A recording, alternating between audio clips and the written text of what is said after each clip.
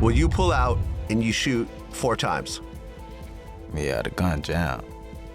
Oh, the gun jammed. Yeah. This, the footage Durk's people allegedly never wanted back in the streets. Lil Tim on camera saying he popped Vaughn 4 times. Herbo admits watching his man's fall broke him. Now Durk facing life for the get back. Body cams leaking. Why now? Who pushing this? And what message they sending? The night that changed the game forever. Yo, this is the footage. The internet was never supposed to peep. Clips that Lil Durk's people allegedly never wanted hitting the timeline again. Videos that, word on the street, was getting passed around the group chats low-key before they blew up everywhere. And right in the middle of all this, smoke is Lil Tim, the dude whose name is forever attached to one of hip-hop's most controversial street situations. Because what you about to hear, straight from Lil Tim's own mouth, don't just reopen old wounds. It flips the whole script on the emotional energy behind the night that changed Chi-Town rap forever. And the wildest part about all this footage ain't just pop up out of nowhere. It ain't leak on accident. And according to folks close to the situation, it was dropped on purpose, right when the heat around Lil Durk was already at 100. Yo, the streets of Atlanta were lit on November 6th, 2020. It was like 2 in the morning when everything went left. Outside the Monaco Hookah Lounge, 2 crews were about to crash into each other in a way that would shake the entire rap game to its core. What jumped off as a random run-in between ops would spiral into years of sliding, federal indictments, and now wild footage that keeps popping up years later. To really get why this whole situation is so crazy and why Durk's people keep dropping footage about Lil Tim, we gotta break down who all the players are in this tragic story. King Von, born Davon Daquan Bennett, was a rapper from Chicago's infamous O-Block neighborhood. His bars painted pictures of that street life, pulling from his own real experiences running with the gang and dealing with violence. Von wasn't just some regular rapper. He was Lil Durk's day one, his right hand, and a star on the rise in the drill scene. By the time of that wild night, Von had just dropped his debut studio album, Welcome to O-Block, which hit number 5 on the Billboard 200. But Von's past was hella complicated. FBI documents would later connect Von to multiple violent situations, including allegations that he put 100 racks on rival rapper FBG Duck's head. His lyrics weren't just storytelling. A lot of folks believed they were straight up confessions over drill beats. On the other side, you had Quando Rondo, a Savannah, Georgia rapper signed to NBA Youngboy's Never Broke Again crew, and rolling with Quando was his homie, Timothy Lul Tim Leaks. These 2 squads had been eyeing each other for a minute, with online disses and subliminals creating mad tension between them. Well, you pull out and you shoot 4 times. Yeah, the gun jammed. Oh, the gun jammed. Yeah. After the 4th shot? Probably like the 3rd shot. That's Lul Tim himself, chopping it up in an interview years later, breaking down the moment that would change his whole life. According to what he said, after the stick jammed, all hell broke loose. But after you start shooting, all hell breaks loose. There were off-duty cops in the area, and they start shooting. Right. You end up getting shot twice? Right. Well, what parts of the body? I get shot in my right hip bone, and I get shot on my ass. The scene outside that hookah spot was straight chaos, no cap. 6 people caught shots, and 2 didn't make it that night, including King Von and O-Block affiliate Marcus Slutty Munoz, who got dropped by off-duty police officers. The off-duty cops had stepped in when the gunfire started, and in all that confusion in the dark Atlanta night, slugs were flying everywhere. Now, here's where the footage situation gets real. Body cam footage from Atlanta police hit the net in November 2024, showing the wild shootout, 12 yelling commands, shots ringing out through the night, suspects dipping, and a white Ferrari getting mentioned in the audio. The frames show a nighttime scene with whips, shadows, and people in jackets. While there ain't no direct visuals of Lil Tim getting hit, the subtitles catch police responding to shots fired and man with a gun. This footage been going viral on the socials, with accounts like Khalij Kid and Rich Ann Ray 33 pushing it heavy, with posts stacking over 9,000 likes and 2.7 million views. The captions linking this footage straight to Lil Durk's murder for hire charges claim it shows an O-Block affiliate shooting at Lul Tim before getting smoked by police. But why does this footage hit so different? Why do Durk's people keep posting it? To answer that, we gotta understand who Lil Durk really is and what King Von meant to him on a personal level. Lil Durk, born Durk Derek Banks on October 19, 1992, is known as one of the most influential voices in the Chicago drill scene. As the founder and head of the Only the Family collective, Durk built his empire from the trenches of Chicago's South Side. His pops got locked up for life on drug charges when Durk was just 7 months old, leaving leaving his moms to raise him through financial struggles that sometimes meant there wasn't even enough food on the table. Durk's come up from Inglewood to Grammy-winning status was marked by personal losses that would break most people down. His brother D-Fang got killed in 2021. His cousin OTF Newski was taken in 2014. His manager OTF Chino got hit in 2015. And then in November 2020, he lost King Von, the artist he personally signed, mentored, and treated like blood. When you look at it from Durk's perspective, the pain is almost too much to comprehend. Here was a dude who had already lost so many people, watching the footage of his mans getting killed in a street altercation. And the dude who squeezed, he walked free. Lil Tim caught a murder charge but got released on a $100,000 bond in March 2021. The charges eventually got dropped in August 2023 after prosecutors said it was self-defense under Georgia's stand your ground law. To the legal system, Tim ain't do nothing wrong. To Durk and his squad, this was some foul stuff that needed to be addressed. G Herbo, another Chicago rapper who went to school with King Von, talked about how devastating it was watching that footage. How difficult was it for you to watch him get murdered on video? It broke my heart, for sure. Like, I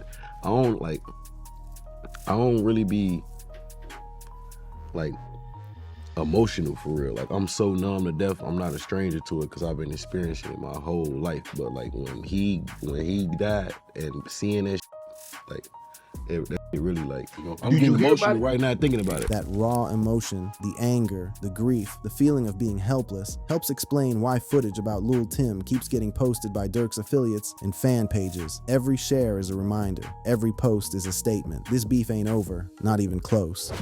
The Get Back and the Fed case.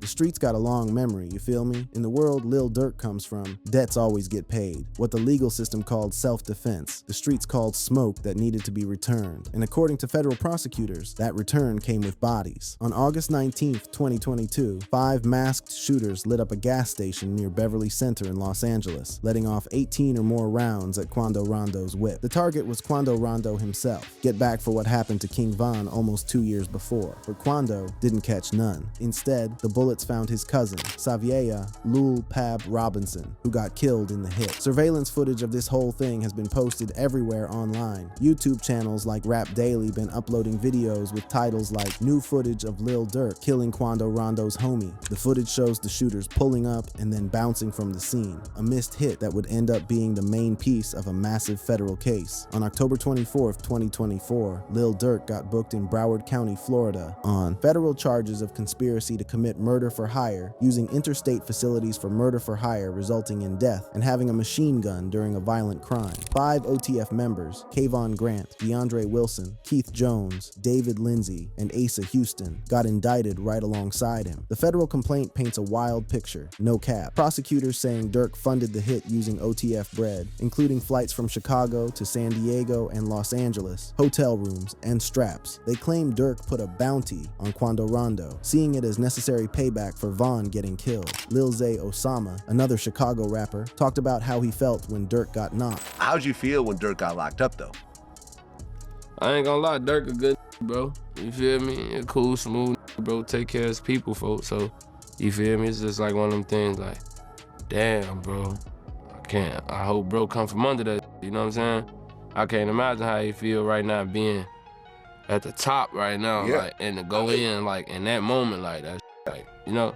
But, you know, bro gonna come back on this, out on this. He gonna do what he needs to do. He gonna come from under that. The timing of the arrest was extra rough, for real. Durk was at the absolute top of his game. He copped a Grammy in 2024 for All My Life, featuring J. Cole. His albums were consistently hitting #1 on the Billboard 200. He had just dropped Deep Thoughts in 2025. Everything he had grinded for, everything he had built up from the mud in Inglewood, was suddenly on the line. But here's what makes this case even crazier: the footage situation. In March 2021, word got out about an alleged drill on Lil Tim's crib while he was on house arrest. The story goes that OTF goons slid through and started blowing through windows, and Tim had to dive for cover. Police supposedly found customized shells linked to OTF plugs. While there ain't no actual video footage of this that's public, and mad YouTube videos with titles like leaked footage are actually capped with no visuals, the incident itself was seen as OTF's first major slide after Tim got out on bond. Then came the March 2023 shooting in Savannah, Georgia, where Lil Tim reportedly reportedly caught between 4 and 10 shots but survived. While there's no public footage of the actual shooting, Tim later showed up in a music video for Left, A Stain, showing off his scars and celebrating his dropped charges. He spit about his lawyer, about making it through, about being underestimated. Affiliates on both sides shared this content to either clown his survival or celebrate his resilience. The sharing of this footage serves mad purposes. For Durk's affiliates, it's about boosting street cred, keeping their fallen homies' memories alive, and maintaining the narrative of ongoing beef. These shares stay circulating on platforms like X, Instagram, and YouTube, with captions implying continued threats. Lil Durk himself addressed the underlying tension in a podcast interview, breaking down why the beef runs so deep.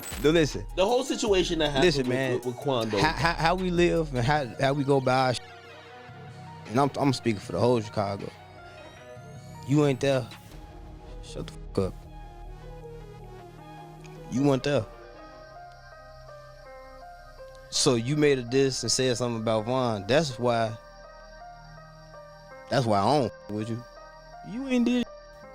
You did zero. The logic here is straightforward, no extras. From Durk's perspective, NBA YoungBoy wasn't even on the scene when Von got killed, yet he inserted himself into the situation with diss tracks. Durk sees this as disrespectful, as getting clout off his homie's death without even being there. When asked about the industry perception that he's using the beef for promo, Durk kept it even more real. What did he do? Well, what did YoungBoy do for everybody want me and him think we want to kill each other? Okay, I'm giving, and by the way, I know the YoungBoy fans to be wild. I'm not representing his opinion. I'm telling you what I think his opinion is. I think that because of that incident, which was very unfortunate at the end of the day, you know what I mean? Like, it's changed everybody's lives irreparably. Yeah, that's everybody over. That admission, that everybody up, shows the human cost underneath all the tough talk. Lives been destroyed, families been torn apart, and the cycle of violence keeps claiming victims on both sides. As of January 2026, Durk been sitting in the hole at MDC Los Angeles for 131 days after they caught him with an unauthorized Apple Watch, limiting him to 1 phone call a month and no commissary access. His lawyers arguing this violates federal regulations and the 8th Amendment. The trial, originally set for January 20th, 2026, got pushed back to May 2026 because of how complex the evidence is, over 30,000 pages including wiretaps and financial records. In February 2025, Lil Pab's mom filed a wrongful death lawsuit against Durk and OTF in Cook County, going after damages for the devastating loss of her son. The civil case mirrors the federal charges, adding another layer of legal problems for the Chicago rapper. The bigger picture and what's next for the culture. This whole story is about more than just 2 dudes, more than just leaked footage, more than just a rap beef that went deadly. This is really about how music, street life, and the digital age all crash together, where every single moment can get captured, posted, and turned into a weapon. Federal prosecutors been calling OTF an association in fact enterprise involved in violence, including bodies and assaults, to keep their status and handle their scores. They using Durk's bars, his social media moves, and what his affiliates been doing as evidence in a case that could have him locked up for life. Attorney Manny Aurora, who represented Durk before in a 2019 attempted murder case in Atlanta, broke down how prosecutors move in these types of situations. And the thing about Atlanta is, and that's one of the knocks I have with our DA, everything's either a RICO, as you learned from the YSL case, or everybody's a gang member. If you've got a tattoo and you hang out with a couple other folks, you're in a gang. That's just how it works. And the reason we do that in Georgia is if you can imply to the judge that there's a gang connection in your indictment, the rules of evidence relax a lot. This legal play, using gang enhancement charges to make convictions easier to get, has been getting more and more common in cases with rappers. But it brings up some uncomfortable questions about how the lines between spitting bars and criminal evidence have gotten all blurred up. G Herbo dropped probably the realest perspective on why cats like King Von have such a hard time leaving street life behind, even after they make it. I feel like, I'm not even gonna feel like this is the truth. It's just like, when that in you is in you. Like, that just, it's easy for you. Like, you gotta work harder on not doing something to somebody than anything else. You feel what I'm saying? So it's like, I think you feel like when you know what you're capable of and you feel like somebody playing with you, you would just do something. Like, you would just make you. How you let them play with you? The psychological reality is real talk. For young dudes who grew up surrounded by violence, who learned from jump that being strong means never backing down, switching to a normal life is damn near impossible. The fame don't change who you are at your core. The money don't erase the survival instincts that got burned into your brain from years of living in war zones that look like regular neighborhoods. Herbo kept going, explaining why Von specifically couldn't just walk away from it. Bro, I ain't on this no more. It's like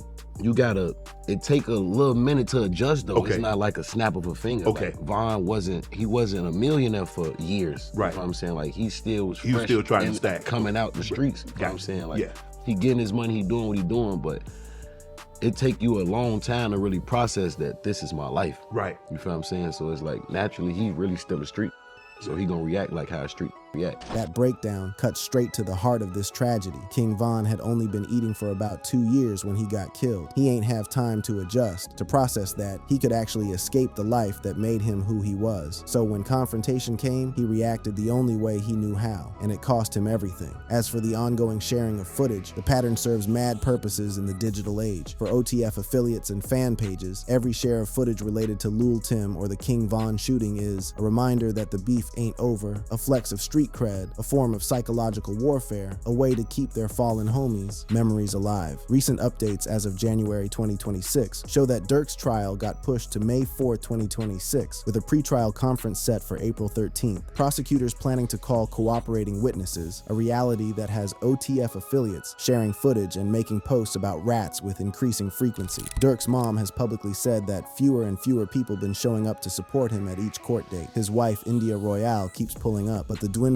support speaks to the isolation that comes with federal charges this heavy. The question now is, what's gonna happen next? If Durk catches a conviction, he's looking at life behind bars. Prosecutors originally wanted the death penalty, but dropped it in June 2025. Either way, his career as we know it would basically be wrapped. A tragic ending for someone who represented hope for so many people in Chicago. If he beats the case, the beef continues. The footage gonna keep circulating. The diss track's gonna get more intense, and the next tragic chapter in this saga becomes inevitable. Lil Zay Osama probably put it best when he was talking about how folks from Chicago are perceived.